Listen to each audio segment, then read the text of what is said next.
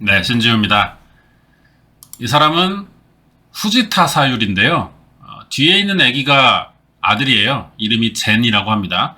저 밑에 있는 강아지는 이름을 알았는데 오씨로 알고 있거든요. 오로 시작하는데 정확하게 모르겠어요. 사유리는 결혼하지 않았거든요. 결혼은 안 하지만 아이는 키우고 싶다는 생각에 미혼모를 택한 사람이죠. 그럼 어떻게 임신을 할 수 있었느냐? 정자은행에 기증된 정자로 아이를 낳았던 거예요. 일본도 그렇고 우리나라도 이제 심각한 고령화 사회가 되고 있어요. 이게 무슨 말이냐면요. 곧 인구 부족 현상이 온다는 겁니다. 출산이 필수라고 생각하지 않는 시대가 된 데다가 사회 진출이 예전보다 좀 늦어졌죠. 일자리를 구하기도 쉽지 않아지자 결혼이 늦어질 수밖에 없고, 그러니까 노산도 좀 많아졌습니다. 이런 현상으로 난임이나 불임이 되는 경우가 많아지고 있거든요. 통계에 의하면 부부 5쌍 중 1쌍이 난임으로 아이를 갖지 못하고 있다는 결과가 있을 정도로 난임이 흔한 증상이에요. 난임은 몸의 이상으로 임신이 어려워지기도 하지만 부부가 둘 다 정상인데 그래도 알 수 없는 이유로 임신이 안 되는 경우도 있습니다. 그렇다고 또 난임이나 불임이 요즘에 막 생겨난 건 아니에요. 특히 1970년대 미국 인디애나주의 인디애나 폴리스라는 지역에서도 아이를 갖지 못해 병원을 찾는 부부가 꽤 많았었거든요. 다행히 어떤 의사가 구세주처럼 등장하긴 했습니다. 난임과 불임 전문이라는 도널드 클라인 박사예요. 1970년대 말에 인디애나 폴리스 시내에 난임병원을 열었고요. 정자 삽입술이라는 시술 방법을 개발했어요. 그래서 다른 곳보다 임신 성공률이 좀 높은 병원으로 유명했습니다. 임신한 부부들이 많아지자 도널드 클라인도 계속 유명해졌고요. 나중엔 다른 주에 사는 부부들도 인디애나까지 찾아와서 시술받을 만큼 병원에 오는 사람들이 많아졌죠. 도널드 박사의 병원은요, 난임 부부들의 희망이라면서 오랫동안 꽤 인기였습니다. 이렇게 한 40년 정도 지나요. 2015년 미국의 방송사에서 갑자기 도널드 클레인 박사의 과거와 직접 개발했다는 정자 삽입술의 충격적인 사실을 보도하는데, 이 사건을 처음 알린 사람은요, 기자가 아니라 주부예요. 그럼 둘이 어떤 관계고 도널드 클레인은 뭘 숨기고 있길래 가정주부가 의사의 과거를 공개하냐는 거죠. 이번에는 미국 인디애나주 최고의 난임 전문 의사라는 도널드 클라인 박사의 충격적인 과거와 그동안 어떤 일을 벌였는지를 좀 알아보겠습니다. 자세한 내용 궁금하시면 구독과 좋아요 부탁드립니다. 2014년 34살인 가정주부 저코바 블랜드에게 메일 하나가 와요. 얼마 전에 23andme라는 유명 유전자 공학 사이트에 부탁했던 DNA 검사 결과가 나왔다는 내용이었습니다. 이 사람은 왜 DNA 검사를 하게 됐냐? 저코바는 어릴 때부터 자기가 가족들과 왠지 모르게 조금 다르다고 생각하면서 자랐대요. 부모나 다른 친척들은 다 갈색 머리에 갈색 눈인데 자기만 금발에 파란 눈이고 성격이나 얼굴도 닮은 데가 없다는 거죠. 부모가 잘 키워주긴 했어요. 그거랑 상관없이 자연스럽게 겉도는 느낌을 받으면서 자랐다고 합니다. 그러다 18살이 되던 1999년에 결국 부모에게 이 말을 꺼내요. 혹시 자기가 입양된 거면 사실대로 말해달라는 거죠. 그러자 부모는 저코바가 어떻게 태어났는지 이야기를 해줍니다. 다른 아이들처럼 엄마 뱃속에서 10달간 있다가 나온 건 맞아요. 친엄마가 맞거든요. 그런데 같이 사는 아빠는 생물학적으로 유전자가 다르다는 겁니다. 엄마가 재혼한 거냐? 그것도 아니거든요. 저코바의 부모는 1979년 인디애나 폴리스의 난임 부부 중 한 쌍이었어요. 아이를 가지려고 여러 번 검사해본 결과 엄마가 임신이 가능한데 아빠가 불임이었다는 거죠. 부모는 그래서 오랜 고민 끝에 남편과 가장 비슷한 조건을 가진 익명의 남성에게 정자를 기증받습니다. 아이를 이렇게 갖기로 한 거예요. 그래서 태어난 게 이 저코바가 되는 겁니다. 저코바는 엄마 말을 듣고 놀라긴 했지만 출생의 비밀을 금방 받아들였어요. 외동이라서 그동안 형제가 있는 친구들을 좀 부러워했는데 부모 이야기를 듣고 그럼 어쩌면 같은 남자의 정자로 태어난 또 다른 형제가 어딘가에 있을지도 모른다, 이런 긍정적인 생각이 들었습니다. 하지만 익명이니까 연락이 안 되고 현실적으로 이 기증자를 찾을 방법은 없어요. 하지만 시간이 지나고 과학기술이 발전하면서 이제는 집에서도 개인이 DNA 검사를 받을 수 있는 시대가 된 겁니다. 그래서 저코바는 23andMe라는 사이트에 자기 DNA와 같은 사람을 찾아달라는 검사를 부탁했고요. 얼마 전에 이 결과 메일을 받았던 거죠. 메일 열어봤어요. 그런데 이게 자기 생각과 조금 다른 겁니다. 검사에 문제가 있는 건 아니고요. 생각보다 이복 형제들이 너무 많은 거예요. 각각 성이 다른 7명의 같은 DNA를 가진 사람이 있다는 겁니다. 저코바까지 하면 총 8명이라는 거죠. 결과를 확인한 저코바는 정말 자기 형제가 있다는 사실에 기분이 좋았지만 동시에 마음이 불편했거든요. 왜냐면 DNA 검사를 맡기면서 이것저것 알아봤더니 정자기증법상 한 사람의 정자는 3번 이상 사용될 수가 없다는 거예요. 그럼 어떻게 성이 다른 7명의 이복 형제가 존재할 수 있냐는 겁니다. 엄마가 난임 시술을 받았던 병원에서도 병원 정책이 정자기증자는 의대 레지던트 중 유전적 결함이 없는 사람들만 가능하고 한 사람의 최대 정자 사용 횟수는 3회를 넘어가지 않는다고 분명히 나와 있었어요. 왜 이런 법이 있냐면 최대 3회가 넘어갈 경우 같은 지역에 같은 유전자를 가진 사람들이 많아지고 그러다 보면 서로 이복 형제라는 사실을 모르는 상태로 결혼할 수도 있기 때문에 이걸 막는 거죠. 병원 정책대로면 저코바의 이복 형제는 많아야 2~3명이라 해야 돼요. 그러니까 자기를 포함한 8명은 있으면 안 된다는 이야기인 거죠. 저코바는 뭔가 잘못됐다는 생각이 들었어요. 동시에 자기의 생물학적인 친아빠에 대한 궁금증도 생겼습니다. 그래서 35년 전 엄마가 다닌 난임병원을 찾아 전화해봤죠. 이 전화를 받은 사람이 바로 난임 시술로 유명하다는 그 도널드 클라인 박사였던 겁니다. 저코바는 그 당시 엄마의 진료 기록을 확인하고 싶다고 말했어요. 도널드 박사도 저코바 엄마에게 시술했던 그 당시의 기억이 있었습니다. 하지만 너무 오래전이라 그때 기록은 다 폐기됐다면서 전화를 끊었거든요. 그러자 저코바는 자기와 같은 부계 DNA를 가진 이복 형제들과 그 친척들에게 전화를 돌려봤어요. 여기서 신기한 사실이 발견되는데 연락이 된 저코바의 이복 형제와 부모들이 다 같은 인디애나폴리스의 같은 난임병원에서 시술을 받았고요. 담당 의사까지도 다 같았다는 거죠.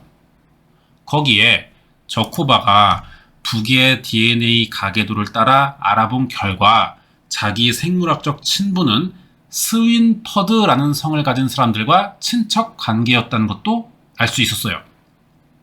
그중 한 명인 실비아라는 여성을 찾았는데 저코바는 이 사람에게서 충격적인 사실을 듣습니다. 이때 이미 저코바는 혹시 도널드 클라인 박사가 자기 생물학적 친아빠는 아닐지 의심을 하고 있었어요. 그래서 연락된 그 실비아라는 여성에게 혹시 친척 중 의사가 있는지를 물어봤거든요. 실비아는 친척 중에 도널드라는 사람이 있고요. 의사라는 사실까지 확인시켜 줍니다. 알고 보니까 스윈퍼드는 도널드 클라인의 엄마 쪽 성이었던 거예요. 이제 결론을 내려야 됩니다. 저코바를 포함한 같은 DNA를 가진 걸로 확인된 8명은요. 다 난임병원의 의사인 도널드 클라인 박사의 자식들이었다는 거예요. 1970년대까지만 해도 살아있는 정자를 이용해 임신을 유도하는 정자 삽입술은 도널드 클라인만 할 수 있는 시술이었다고 합니다. 그래서 한때 난임 부부의 유일한 희망이나 생명을 만드는 의사로 불렸고요. 인디애나주 넘어서 미국 전체에서 유명세가 알려지고 있었어요. 인기가 많다 보니까 손님이 밀렸고 예약을 잡기가 너무 어려웠습니다. 예약 한번 하면 한 1년 반에서 2년은 기다려야 그래야 겨우 차례가 올까 말까였어요. 시술 전에 유전적 결함이 없는 병원 레지던트들에게 기증받은 정자를 사용하고 최대 사용 횟수도 3번을 넘지는 않는다고 매번 분명히 강조를 해왔거든요. 평소 임신 성공률이 높은 가장 건강한 정자만 사용한다면서 자기 시술에 자부심이 좀 있는 사람이었어요. 하지만 익명의 기증자가 아니라 병원 구석의 작은 방에서 시술 직전에 도널드가 직접 스스로 배출한 정자였다는 거죠. 이 과정에서 환자에게 아무런 동의를 구한 적이 없었고 이 사실을 숨기기까지 했다는 겁니다. 더 심한 경우도 있는데요. 어떤 부부는 기증자의 정자가 아니라 남편의 정자를 이용해 시술할 예정이었어요. 이 시술로 아이를 낳을 생각이었던 거죠. 이 부부는 자신들이 만든 아이라고 생각하면서 키웠습니다. 근데 알고 보니까 도널드가 남편 대신 자기 걸로 바꿔서 시술을 해버린 거죠. 이 경우는 남편 정자로 속이고 아내에겐 자기 걸 몰래 주입한 거예요. 그래서 윤리적인 문제를 떠나 이게 법적 분쟁도 생길만 하거든요. 분명히 사기는 맞지만 아이 아빠는 어쨌든 도널드입니다. 이걸 걸고 넘어지면 문제가 꽤 복잡해질 수도 있어요.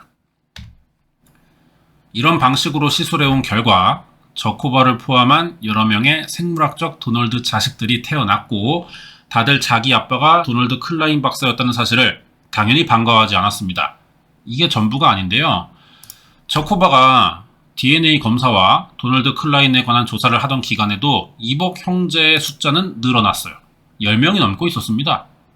모든 사실을 알게 된 저코바와 이복 형제들은 사실은 자기의 친아빠라는 도널드 클라인을 만나보기로 했죠. 도널드는 자기 자식들을 만난 거예요. 하지만 아무런 감정 없이 대했습니다. 허리에는 권총도 차고 있었거든요. 다들 모인 자리에서 아이들에게 관심을 가지는 유일한 순간은 마치 순위 매기듯이 학력과 직업을 물어볼 때였어요. 자기 유전자를 가진 아이들이 사회적으로 얼마나 성공하는지 이런 게 좀 궁금했던 것 같습니다. 왜 이런 짓을 했는지 물어보니까 도널드는 자기 정자를 사용한 경우는 기증자를 찾지 못했을 때뿐이고 이복 형제들의 숫자가 15명은 절대 넘지 않을 것이라고 장담했다는 거예요. 그러면서 이 일을 외부에 알리지 말라는 말까지 했습니다. 하지만 저코바는 생각이 달랐죠. 자기 부모 속이고 저지른 행위라 이게 엄청난 사기고 심지어 임신에 관한 문제인데 대형 범죄라면서 그동안 조사해온 자료를 여러 언론사와 소비자 고발청, 검찰에게도 보냅니다. 그런데 아무리 기다려도 자료를 보낸 곳에서 연락이 오지 않는 거예요. 다행히 아예 없던 건 아니고요. 폭스 59 채널의 기자인 안젤라 가노트라는 사람이 유일하게 이 사건에 관심을 보인 거죠. 안젤라 가노트는 저코바가 보낸 메일을 받고 크게 놀랐어요. 사건 자체도 그렇지만 이만한 일을 알렸는데 어디서도 방송을 하지 않는 게 이상했던 거죠. 바로 저코바를 만나서 인터뷰 진행했고요. 이 사건은 2015년 2월에 방송이 됩니다. 처음 방송이 알려졌을 때 도널드 클라인 박사 이름이 공개되진 않았어요. 아직 실체가 분명하게 드러났고 이 사람 혐의가 입증됐다 이렇게 볼 수는 없으니까. 하지만 방송 마지막에 안젤라는 1970년대에서 80년대 사이 인디애나 주에서 난임 시술을 받아 아이를 낳은 부부가 있다면 DNA 검사를 추천한다고 말을 합니다. 그래서 그 지역 사람들이 이 방송을 보고 DNA 검사 해본 거예요. 그 결과 이 사건은 지금까지 알아본 내용보다 더 큰 규모로 변하게 되죠. 뉴스를 본 닥터 도널드 클라인의 환자들과 아이들이 온라인 DNA 검사를 받기 시작하는데 저코바의 이복 형제는 더 있었습니다. 2017년 기준으로 57명이나 됐어요. 그럼 이쯤에서 궁금한 게 도널드 클라인은 왜 이런 짓을 했냐는 거죠. 이제 이 사람에 대해 좀 알아봐야 됩니다. 젊을 때 사진이에요. 안고 있는 아기도 자기 정자로 태어난 수십 명 중에 하나입니다. 1937년에 사건이 일어난 인디애나 주에서 태어났고요. 의대 졸업해요. 그리고 2년 동안 미 공군에서 복무하다가 감리교 병원의 산부인과 인턴십에 들어가서 1971년부터 난임시술 전문의가 된 사람인데 개인 병원은 1979년에 열었거든요. 얼마 안 돼서 자기 특허 기술과 건강한 정자를 사용한다는 그 난임시술법으로 유명해졌죠. 신앙심도 깊은 사람이라 그래요.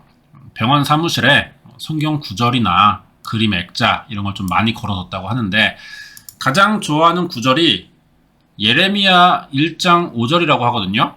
이게 내용이 좀 심상치가 않습니다. 알아보자면 내가 너를 태중에 있었을 때부터 알았고 네가 태어나기 전에 너를 구별했으며 너를 열방의 선지자로 세워놓으라. 이 구절은요, 자기를 찾아온 그 생물학적 자식들이 항의하러 왔을 때 한자리에 모인 상태에서 읽어준 내용이라 그래요. 도널드 클라인은 환자들의 동의도 없이 자기 정자로 아이들을 태어나게 했지만 미안한 기색이 전혀 없었고, 이 구절을 읽으면서 자기는 너희들을 태어나게 해준 사람이라는 걸 꽤 강조했었다는 겁니다. 어떤 종교적인 착각을 좀 하고 있는 것 같죠.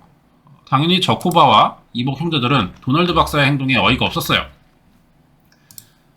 도널드의 불법 시술로 태어난 자식들은 아빠 DNA가 같기 때문에 다 비슷한 얼굴을 하고 있습니다. 금발머리에 파란 눈이고요. 상당수가 자가 면역증과 관절염이 있었어요. 도널드 클라인에게 자가 면역과 류마티즘이 있었거든요. 둘 다 유전 질환입니다. 그래서 정상 기준으로 평가하면 이 사람 정자는 원래 원칙적으로 기증이 불가능해요. 도널드는 의사니까 자기에게 유전 질환이 있다는 걸 모를 수가 없었을 테고, 당연히 자기 정자도 그러면 사용이 안 된다는 걸 알 텐데 왜 이런 짓을 했냐는 거예요. 범행 동기를 좀 의심할 수 있는 정황이 여기서 밝혀지는데, 이 사람이 인디애나폴리스에서 오랫동안 지역 유지로 살았고요. 교회 장로예요. 기독교는 교리에 따라서 여러 종파로 갈리죠. 그럼 이 사람이 믿는 교리는 뭐냐? 다산입니다. 이게 사건의 시작이진 않을까 사람들이 생각하고 있어요. 성경을 다산으로 많이 해석하면서 그걸 믿는 신도들을 퀴버풀이라고 부르거든요. 퀴버풀이라는 말은 우리나라에서 좀 들어보기 힘든데 화살통에 가득 찬 화살이란 뜻이에요. 이걸 자식에 빗대는 겁니다. 예수님은 아이를 많이 낳으라고 하셨다고 믿는 다산주의자들을 퀴버풀이라고 그래서 불러요. 퀴버풀은 화살통에 화살이 많을수록 축복받는 것이기 때문에 자식을 가능한 많이 갖는 게 좋다고 생각합니다.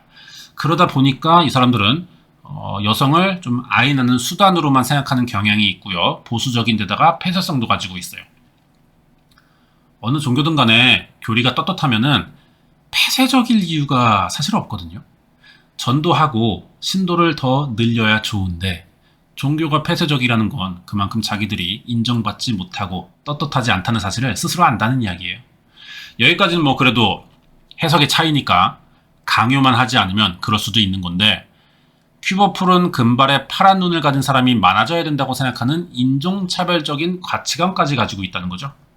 저코바는 도널드가 퀴버풀이기 때문에 자기에게 유전적 결함이 있는 걸 알면서 자식을 최대한 많이 가지려고 일부러 정자를 바꿔서 시술해 왔던 거라고 생각할 수밖에 없었어요.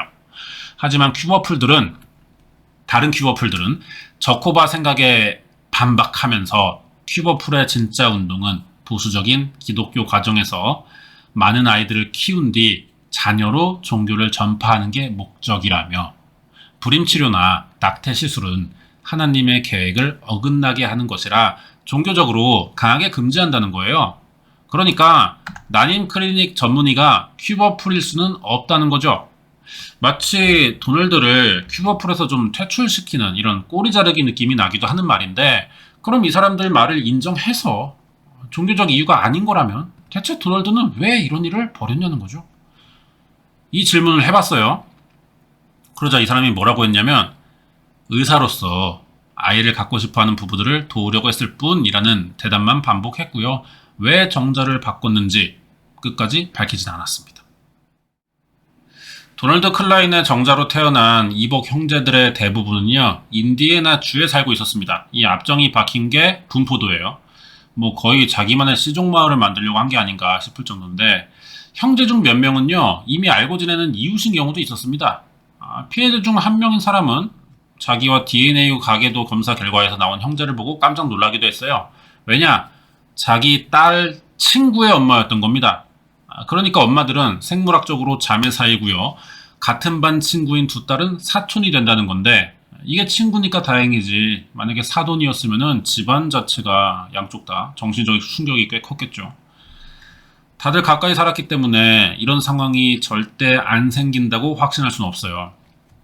도널드 클라인의 생물학적 자식들은 DNA 가계도에 새 알람이 뜰 때마다 절대로 자기가 사귀던 사람은 아니길 바란다는 마음으로 메일을 열고 있습니다. 지금도. 역사적으로 보자면 일부 왕족은 혈통을 지키려고 일부러 근친혼을 했지만 이게 열성 유전의 위험이 크다는 이유가 밝혀졌고요. 윤리적인 문제도 있기 때문에 지금 거의 사라진 문화거든요. 대부분의 선진화된 국가에서는 불법이기도 합니다. 만약 저코바가 DNA 검사를 의뢰하지 않았고 이 사실이 밝혀지지 않았다면 지금 도널드의 생물학적 자식으로 확인된 사람은 90명이 넘고 있어요. 같은 주에 모여 살기 때문에 서로 형제인지도 모르고 결혼하는 상황, 이게 충분히 발생할 수가 있었다는 겁니다. 얼굴 다 비슷하죠? 사건이 드러나자 저코바와 같이 도널드 클라인의 생물학적 자식인 사람들에게 이상한 일도 벌어지는데요. 저코바의 자동차 타이어가 누군가 고의로 펑크를 냈는지 아침에 나와보니까 퍼져 있었고, 다른 여성은 가만두지 않겠다는 전화와 문자로 위협을 받은 적도 있다는 거예요. 또 다른 형제는 인터넷 웹 하드가 해킹당하면서 그동안 모은 도널드 클라인의 관련 자료들이 사라지기도 했고요. 저코바는 이런 일들도 도널드 박사와 관련이 있는 것 같다고 의심했어요. 사람들은 부모를 속이고 자기 정체성까지 흔든 도널드 클라인이 정당한 대가를 치러야 한다고 생각했습니다. 단체로 그래서 고소를 해요. 하지만 검찰은 체포나 조사를 하지 않는 겁니다. 이유가 도널드 클라인을 체포할 만한 위법 혐의가 없다는 건데요. 왜냐하면 환자들은 자기 몸에 정자 삽입술을 시술하는데 동의했고 원하던 아이도 얻었으니 법을 어긴 건 아니라는 거예요.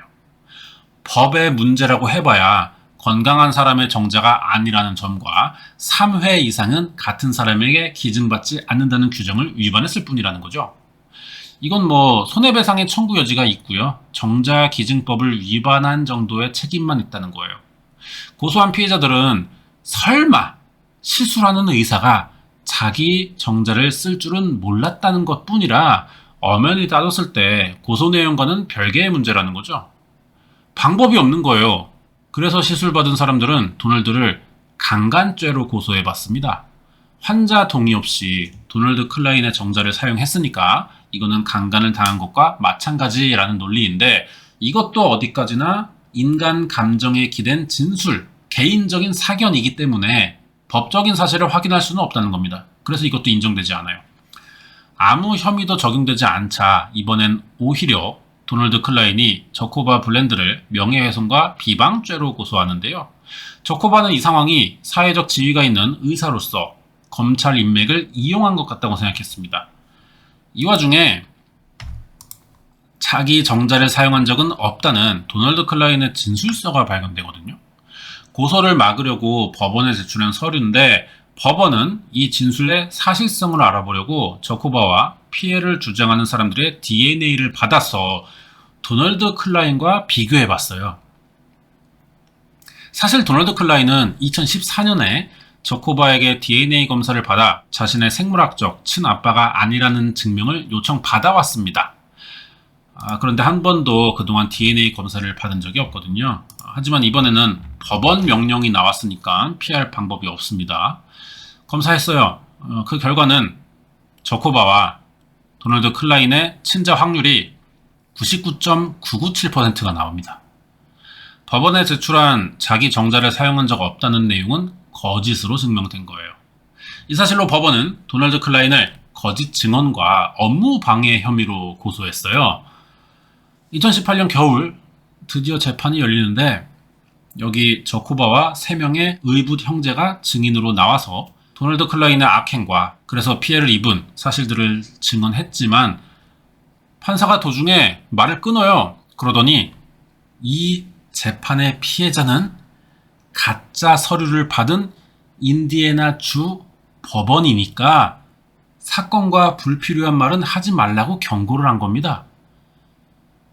이 틀린 말은 아니거든요, 사실. 조사와 재판은 고소하고 기소한 사실만 따져보는 자리예요. 지금 억울하지만 이 사람들의 피해 사실이 중요한 사건은 아닌 거죠. 이 재판은 도널드 클라인이 법원에 가짜 서류를 냈다는, 그래서 법원이 고소를 했다는 겁니다. 황당한 일이 여기서 끝나지 않거든요. 도널드 클라인의 담당 변호사는 도널드가 거짓 진술에 후회하고 있다면서 이웃과 교회 사람들에게 받은 탄원서를 제출해요. 내용이 도널드는 좋은 사람, 그리고 아이를 낳고 싶어하는 부모들에게 아이를 만들어준 것뿐이니 죄가 없다, 이런 겁니다. 재판 결과는 그래서 도널드 클라인이 공무집행 방해로 1년의 집행유예와 벌금 $500를 내라는 판결을 받고 집에 갔어요. 저코바나 다른 피해자들, 사실 피해자라고 주장하는 것도 법리적으로는 타당하지 않습니다. 어쨌든 피해자들은 할 수 있는 게 없었죠. 분명히 피해를 입은 것 같거든요. 그런데 처벌할 수 있는 법이 없는 거예요. 도널드가 자기 정자로 시술하겠다고 밝혔다면 대부분 거절했을 것 같은데 정자기증법상 기증자를 익명으로 보호하니까 도널드 입장에서는 자기 정자라고 밝힐 의무 같은 건 없었고요. 그러니까 법적 견해로 볼 때 피해를 입었다는 사람들의 주장은 꺼림칙하다는 사적인 감정뿐이라는 겁니다. 어떻게든 다시 고소하려고 증거를 좀 모아봤지만 그러는 사이에 도널드 클라인은 84살에 사망해버렸어요. 사건이 이렇게 끝납니다. 최근에 DNA 가계도로 밝혀진 사실은 도널드의 자식이 94명이나 된다 그래요. 검사가 계속되면은 더 늘어날 가능성도 얼마든지 있는 거죠. 이 사건이 조사되면서 도널드 외에 44명의 다른 의사들도 기증받은 정자 대신 자기 걸 이용해 시술했다는 사실이 밝혀지기도 했어요. 이 사람들은 기증받은 정자는 없고 난임 부부는 찾아오니까 돈을 벌기 위해 했다, 이렇게도 생각할 수 있는데, 그러자니 이 사람은 너무 많은 실수를 했다는 거죠. 그게 종교적인 문제도 좀 끼어 있는 것 같고요. 확인된 건 없지만 대체 뭐 때문에 이렇게까지 자기 아이들을 만들어내야 했냐는 겁니다. 자기의 유전자를 좀 실험해 본 건지 아니면 또 다른 이유가 있는지 밝혀진 건 없어요. 이미 당사자가 사망했기 때문에 처벌도 못했고요. 어떤 이유였는지도 알아낼 수는 없게 됐습니다. 이 사건은 최근에 넷플릭스에 공개된 우리의 아버지라는 다큐멘터리를 참고해서 만들었거든요. 광고는 아니고요. 이번 영상에 비해서 새로운 내용은 사실 크게 없어요. 하지만 피해자들 인터뷰가 많이 나오기 때문에 좀 참고하시면은 이 사람들이 어떤 기분을 느꼈는지 좀 알 수가 있겠죠. 사건 더 자세하게 이해하는데 도움이 될 것 같습니다. 준비한 내용은 여기까지예요. 이번 영상은 1979년 미국 인디애나 주에서 수십 명의 환자를 속이고 자기 정자를 사용해 난임 시술을 했던 도널드 클라인 박사의 사건 파일이었습니다.